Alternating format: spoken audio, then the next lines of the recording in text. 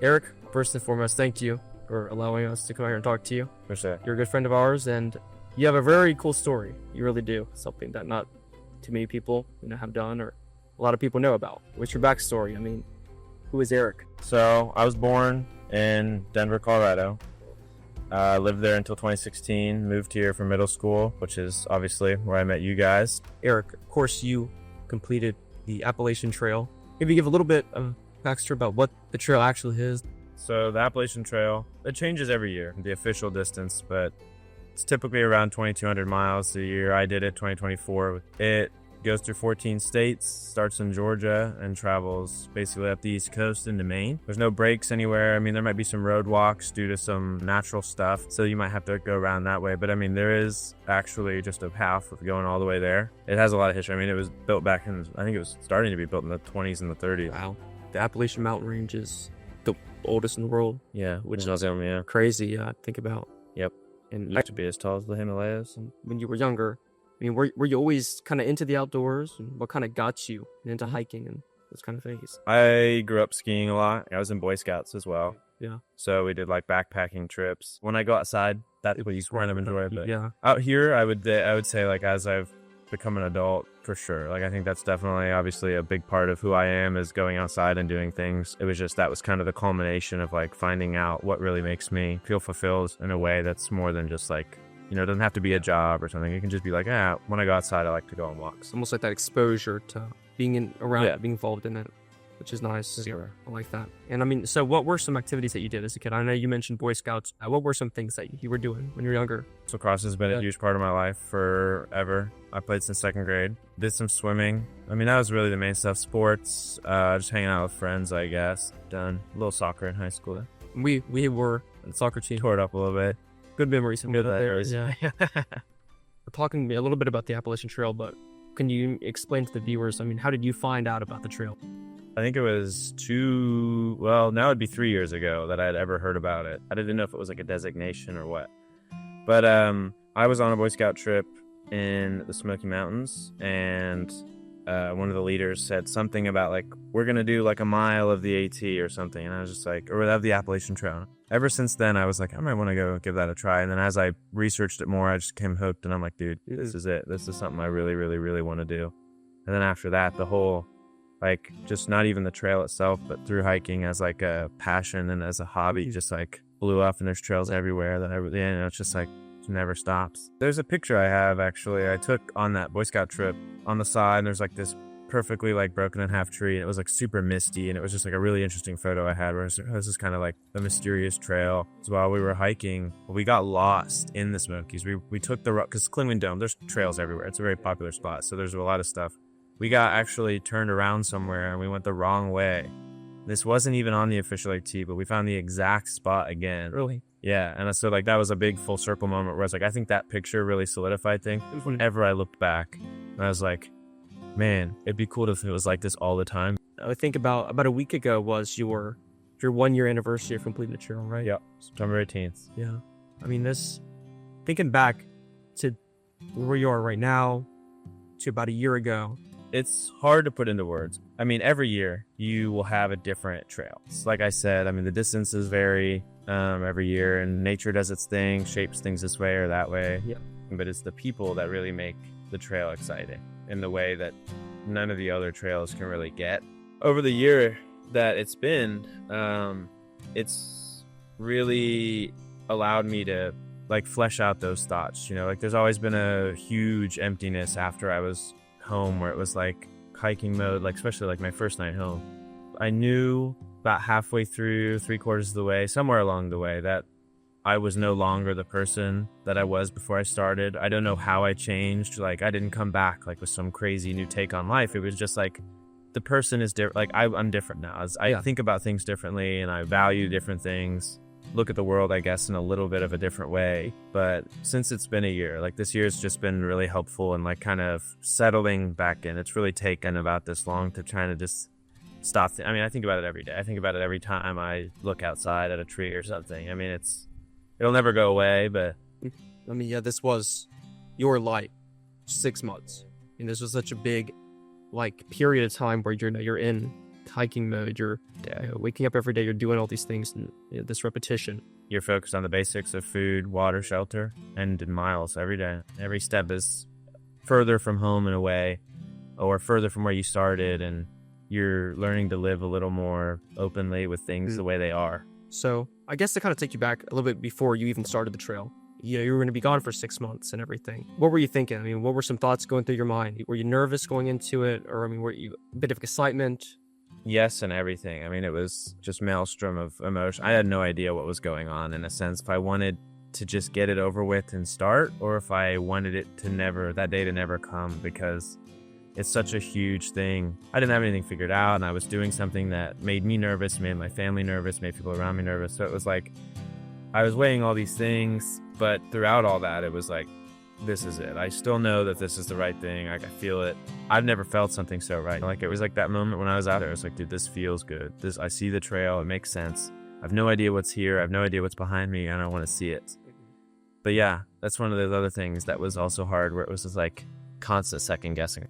I was thinking, I was trying to put myself in your shoes. I was like, how is this going to work? Of course, this was like a new thing that I was kind of trying to learn about as well, because I didn't know.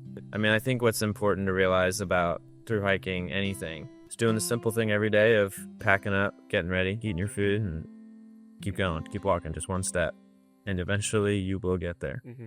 When you were hiking the trail, you made, I don't know how many posts on Instagram, but you made a couple like check-in posts. In my mind, like every time I read the mileage that you were at, I'm like, this is crazy. Like, this is so much. And I can't even think about it in my own head. It's this really large number. You're crossing so many states. You're going up the entire east coast of America. It is an integral part of who I am, but in a way that's not like, I don't really need people looking at me saying like, oh, you're the guy that did the trail, right?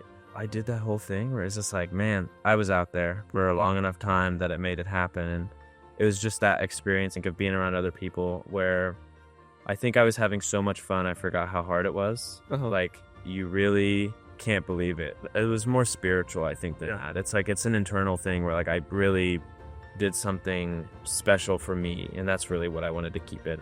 Going through those early parts of the trail, when you first entered, where was your mind at? And then what was your kind of like early couple months? There were nerves for sure, but it was almost like I was waiting for the jig to be up, right? It was like, it wasn't real until it was there, and I'm like, okay. Like, I got to that arch, I took pictures, I weighed my bag, and I watched the seminar, and it was like, you're good to go, man. Whenever you want, just head out there. And I only had about 8 miles to do because the trail starts on top of Springer, and I chose to do the approach, which is about an 8-mile trail. It's not the official AT, it's not on the AT, but it's a great like temperature check. It's pretty hard. I went back in April for like a reunion, because none of the people I had hiked with had done the approach trail, and even then it was like, that 8 miles, if you take that 8 miles and you transplant it somewhere along the way, that's going to be a pretty fearsome 8 miles. So that whole time I was hiking up this way, I mean, just in this very early stages, I had no idea what I was doing. I was very scared. Like, Yeah. it was a real like primal fear of like, you're constantly thinking, do I have enough water? How much food do I have? Where am I going? Like, what am I eating in the next 10 hours? In regular, like before that, there's so much noise everywhere, and you always try to be quiet on the inside. But here, everything else was perfect. I mean, Yeah. It was hot. Yeah, it was a very hot day down in Georgia when I started. But like, everything was like, it was super serene. There was birds chirping and stuff. I'd say that first month was just like, it was just trying to rein it all in. We didn't figure it out, but we got to a point where not knowing what we were doing was routine versus it being the other way around. So that was kind of where we found that sort of stillness in the life of just flowing through it all. Whatever happens, that was kind of where it settled down, where it was just like, whatever happens, happens now. That's what the routine is. We know how to navigate and things like that. But yeah. I think probably one of the scariest parts is that malnutrition. That is pretty crazy. You said you see somebody a month or two, and you're like, oh, you see them, whatever, and you bump into them down the road or whatever, and they're completely undernourished. And I mean, that's crazy. Do you think that's probably one of the most dangerous parts of the trail? It can be. I think it's sneaky, obviously, because hunger is one of those things where, like, when you're cold, you want to get warm, right? When you're hot, you want to be colder, right? Those are just like instinctual things. But like sometimes when you need to be warmer. You don't always feel that, right? Like when you get hypothermic or something like that. So like you can kind of get into a zone where like if you're not hungry enough to eat, you won't, it's really, really hard to force yourself to eat without, like, let's say, you know, like throwing it up or something like that. So like whether it's mental, whether there's a condition involved, or sometimes it's not that easy, because it's like what food you carry matters, because at the end of the day, you are going, whatever you pick for however many days you want to hike to the next town, that's in your backpack with you. Yeah. So like you gotta make that kind of call of like, do I want to carry something heavy that tastes really good?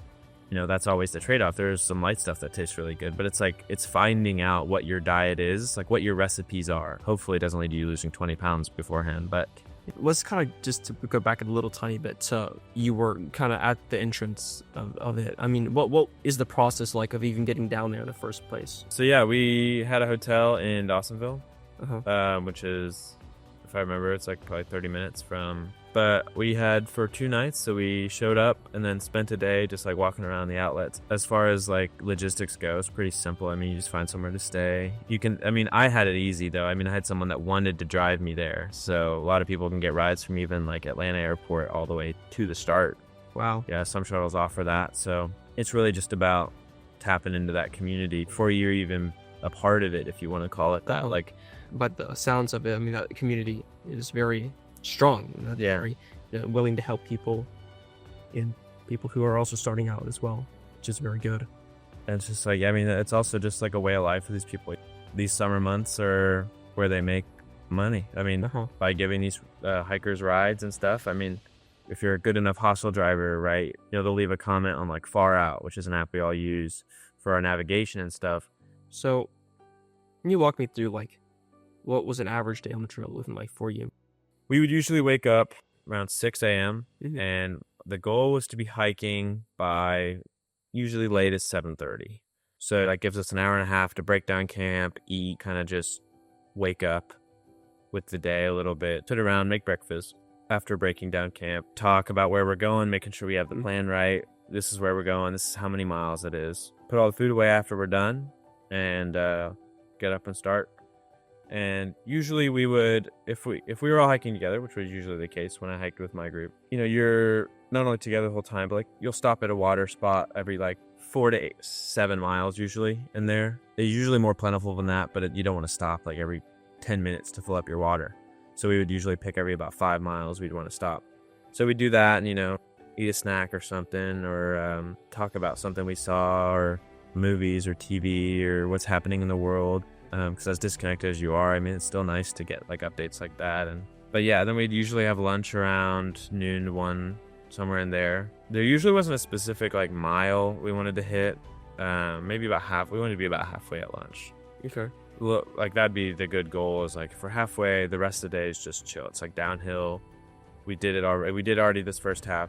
We checked the vert chart. That was something that that can be the bane of some good days. Is you're looking at your map, right? And you see the map, like you can look at, like if you're looking down at it, where you're looking at the map, like the actual route you're doing. But the map I always used more was it'll show you what you're going over. So it'll like show you all the mountains and all the changes. And I would obsess over that a little bit and be like, guys, this next one, this looks really scary, guys. Maybe we should be afraid. Maybe we should be a little scared of this one that's coming up. It looks pretty big.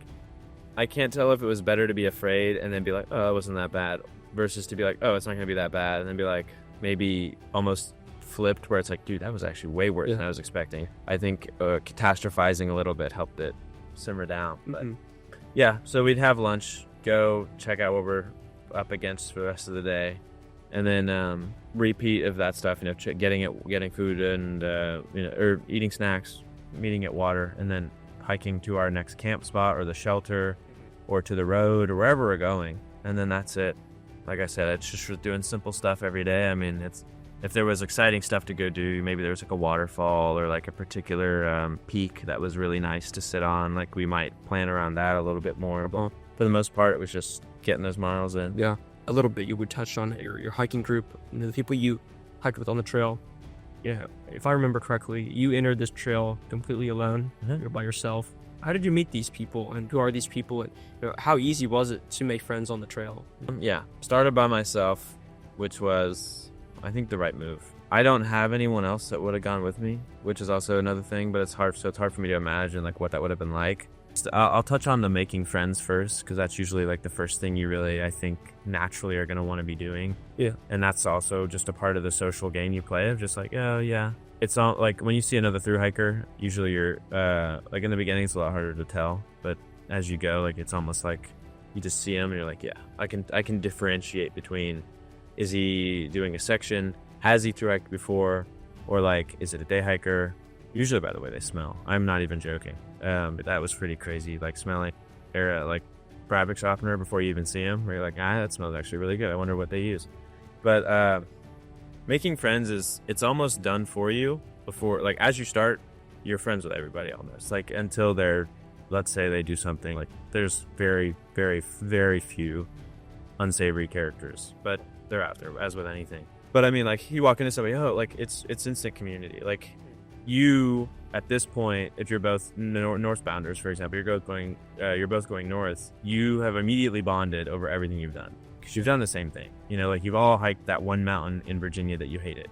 Everyone hated that route. So it's things like that like just make it, the friendship just like immediately fun, where it's like you might be like a little like nervous to approach them, like, oh, I'm not in their group, especially if they're in their own group. Yeah. Usually it's like they call it like the bubble. Like there's a main bubble where it's the main bulk of hikers for the season, but really there's like these mini bubbles of like, this is the community that you're really a part of. These are the people you're going to be seeing the entire way, because you just have similar paces, because it all is going to filter out into these like different groups. But like individually, you kind of know, like if you don't want to hike with somebody, and usually you can tell them like, hey, like, you know, I'm just thinking I would do my own thing today, you know.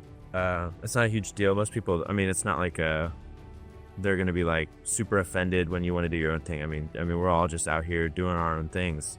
Most people started obviously by themselves, and I think that's something that's important, is to keep it's you are the one doing it. You know, don't make concessions because they want to go do this and they want to do that and they want to do this many miles today, or not that many miles. Like it's always important to make sure that you're doing what you want to do.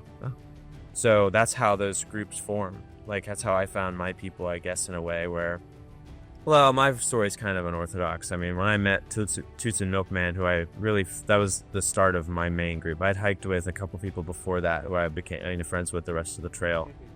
That was just like, I saw them, and for some reason, literally just like followed them. I was just like, yeah, whatever. I got to see what's up. But they're cool people. I talked to them. Like Toots had given me like the last third of her dinner the night before. And she's like, hey man, you want this? And I was like, yes. It was like one of my favorite flavors of dehydrated food. And so I ate it. But it's one of those things where it's just like, yeah, I'm going to go follow and see what happens. The friendship part, that's like, I mean, I could go on for hours about how like all the different, there's just, you're going to meet everybody. And like you're friends with shuttle drivers, you're friends with the hostel owners. You're going to see them at trail days, for example, or you might see them, you know, doing their own little hike. You're going to see all these people that just like you get to, because I almost think of them in a way sort of like roommates kind of, especially the ones that are always near you, like that mini bubble I was talking about. These people are existing on this same stretch of trail, and I think that's really where like that deep close-knit community comes from, is it's just like suffering together, and I mean everyone gets to kind of bond over that, and I think that's really what was nice about it. Yeah, I like that bonding over that, those shared experiences or those shared do that. And you know, something that you said and really stuck with me is where you meet somebody, you're at that same point. You've already done everything that's behind you. You've done the same thing. You know, I didn't really think about it like that. And I think outside of the trail or out in the world, they don't see it like that. Everybody comes from wherever. So that was kind of it's a different view. Yeah, I like that. If you've never met someone, say, until like the last week of your hike, you'd be like, dude, you remember that all the way back in Georgia, let's say? It's like, dude, yes. Like that's one of those things where, like, you've never met this guy before, but somehow like you've lived the same life in a way. I mean, it's going to be entirely different and yet so related that's just like, yeah, it's just that simple. It's just like, boom, you guys are, you know, that's nice. Chill hikers now. So I like that. Yeah, that's cool. We've been talking a little bit about food, what you ate on the trail. What really consisted of your diet? Early days, it was the Snickers bars and the Pop-Tarts and ramen. I ate the same thing basically every day, mostly just because I knew it worked. I knew the calories and it was cheap. So like opening in the day would be like breakfast was 2 Pop-Tarts cinnamon flavor every time I tried, basically every flavor they have. Yeah. And then 2 packets oatmeal, but that would be my big breakfast to get me going. And then I'd eat like probably 4 or 5 Cliff Bars throughout the course of the day, so that'd be like snacking.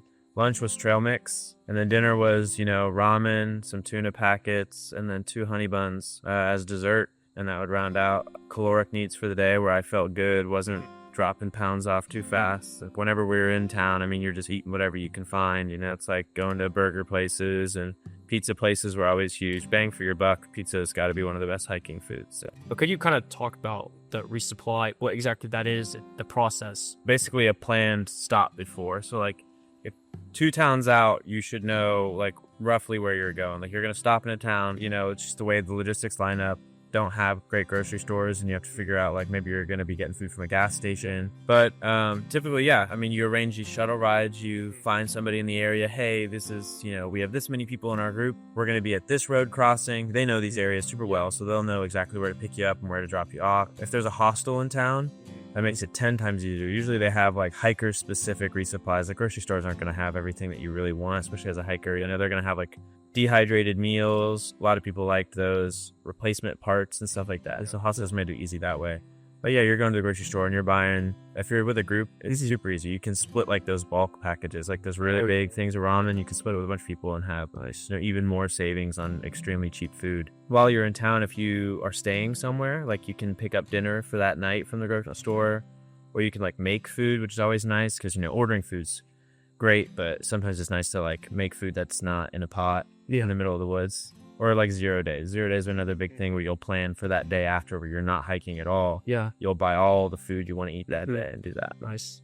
As simple as getting in is you just get a ride back out to where you were and then you keep going. Back on the trail. Nice. And in your entire time there on the trail, I mean, you have a whole 6 months of hiking. I know this might be kind of a difficult question, but if you could pick one memory, what was your favorite memory you could take from? The day we did McAfee Knob.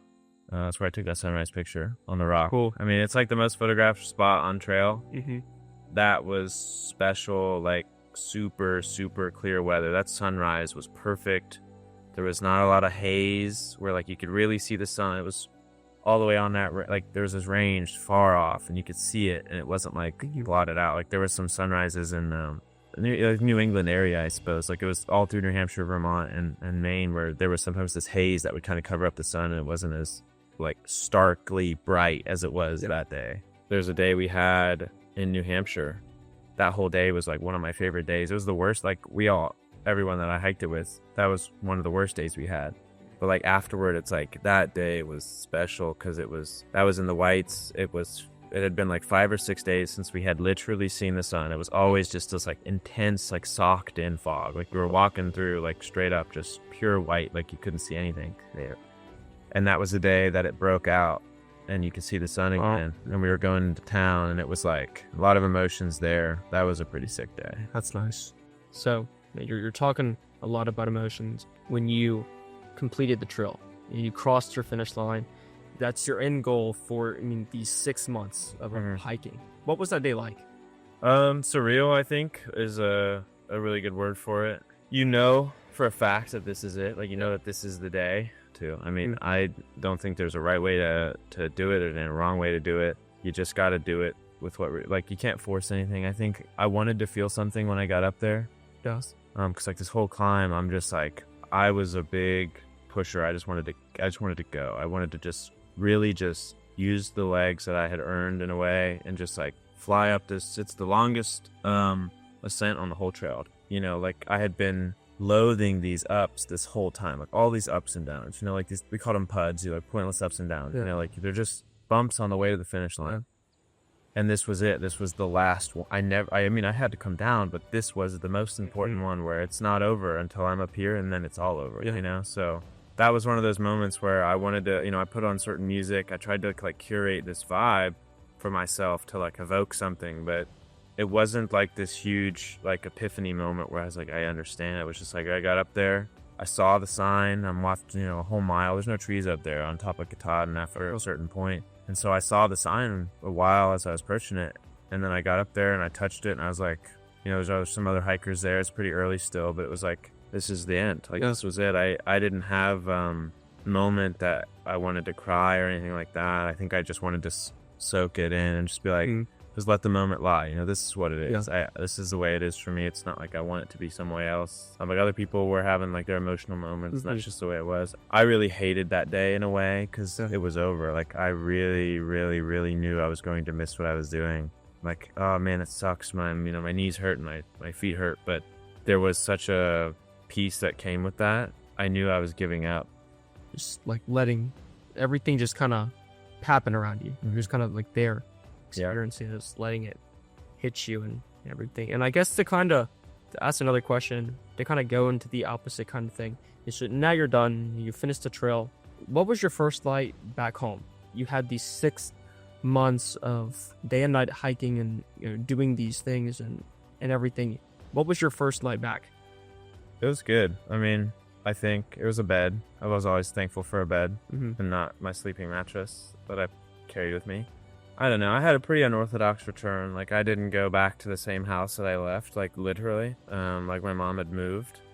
And so it was kind of a little bit disjointed that way, not a bad way. It was just, it was kind of, but like I said, I mean, I slept in my quilt, like I was waiting for it all to come crashing down in a way where it was like, I knew that sort of peace I had would go away because I knew that I was back in the real world. Like soon it's going to be like, hey, what are you thinking about this? When do you want to go do this? Like when are you going to reach back out to these people and start getting things moving again, things like that.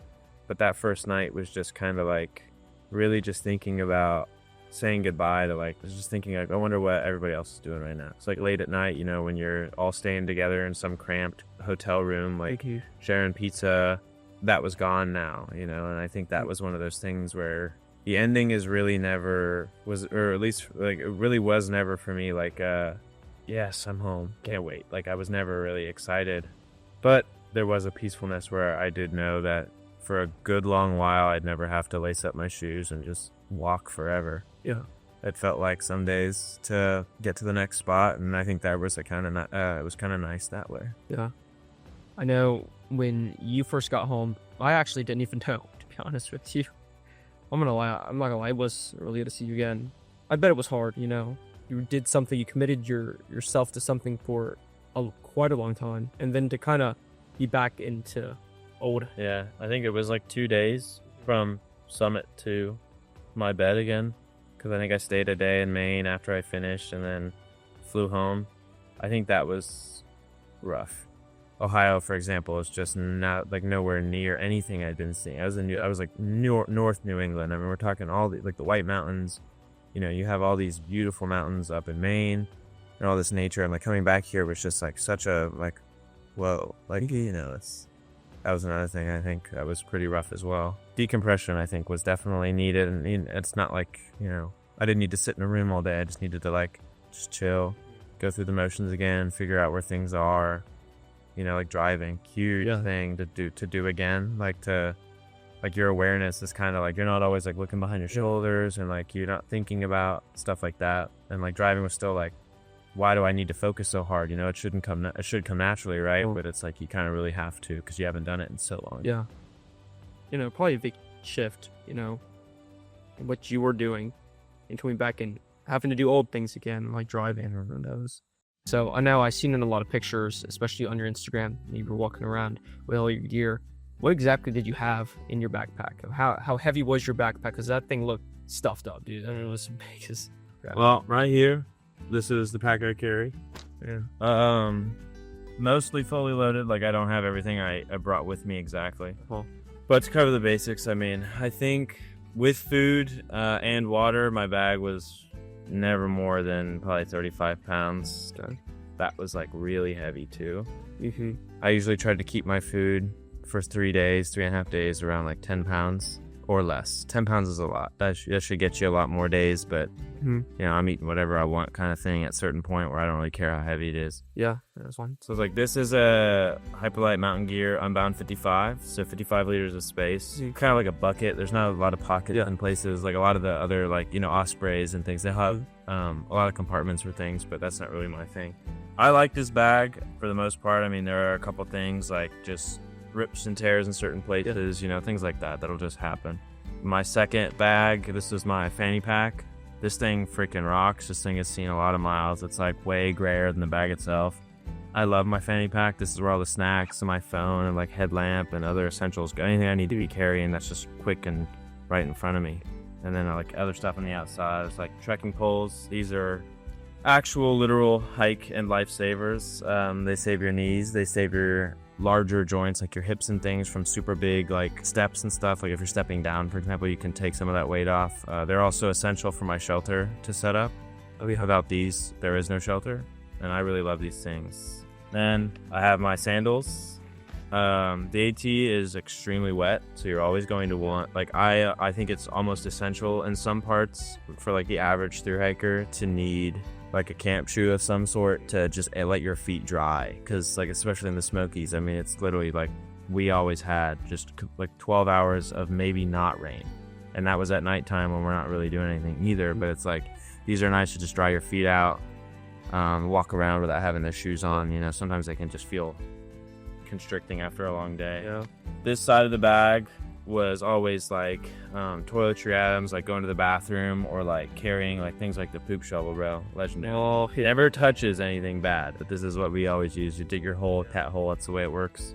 I got my water bladder in here too. I usually would keep that in the mesh, but it kind of floats around whenever we need it. This is just for auxiliary water carry. If there was like, you know, no water for X amount of miles. Sections of Pennsylvania, very little water. This was super helpful. Yeah.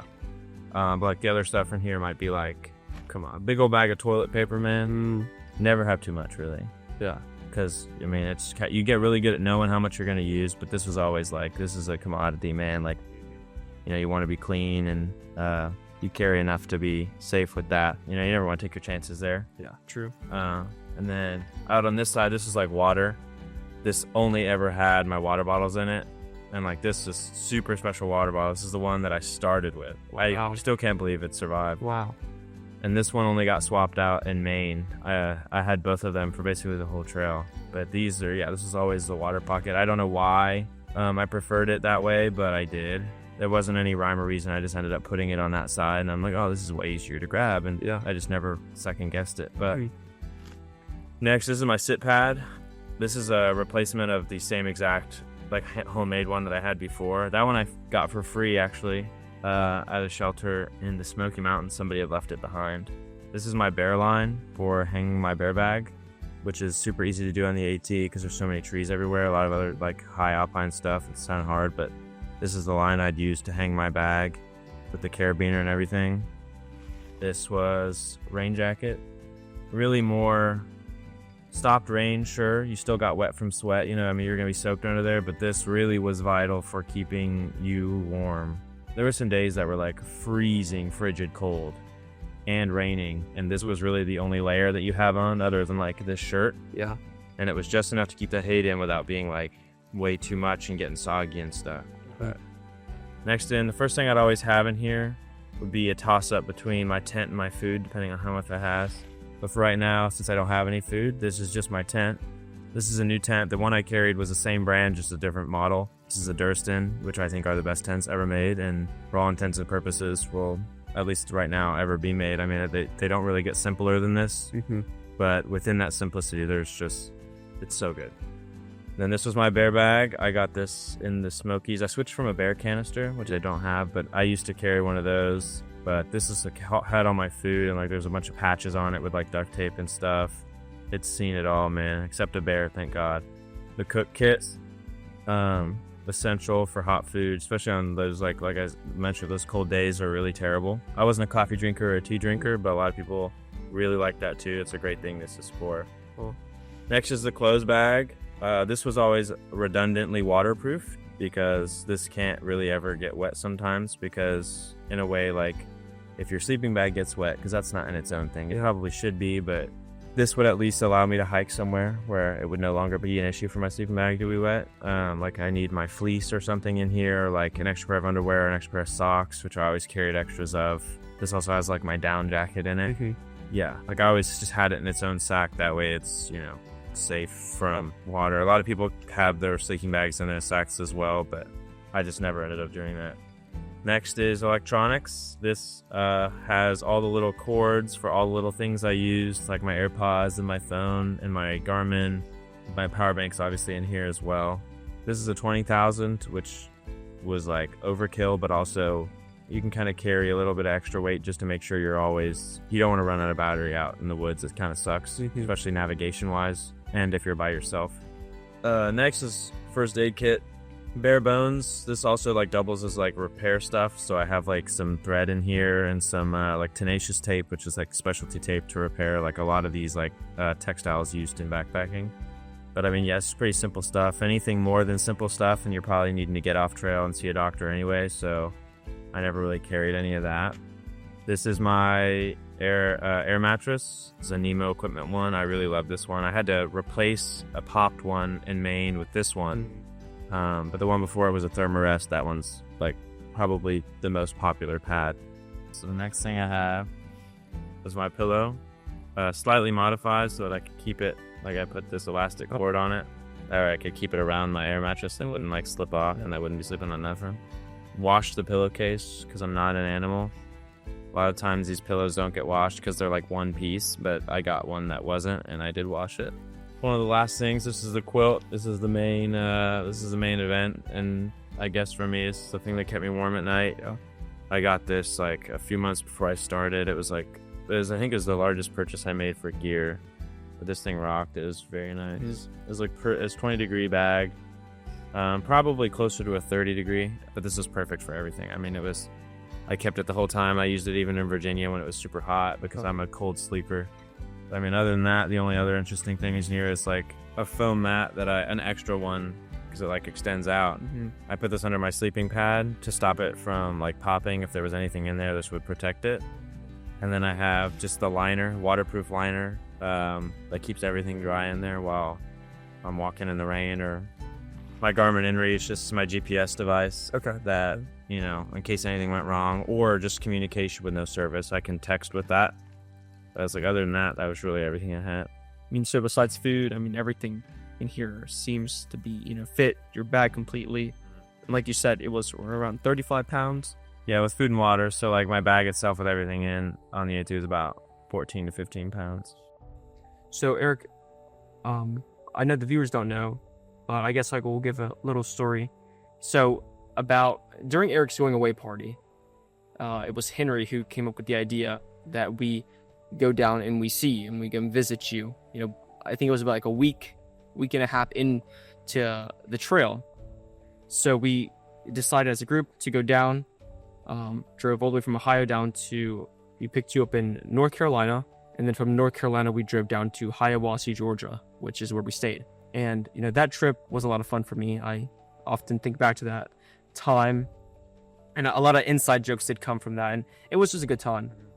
I know afterwards when we left, because we were only down there for 2 full days, a night. I know it was hard for you to get back into hiking. You sent a message to us, saying your mind wasn't really on to the trail. It was kind of more at home. You were kind of being homesick.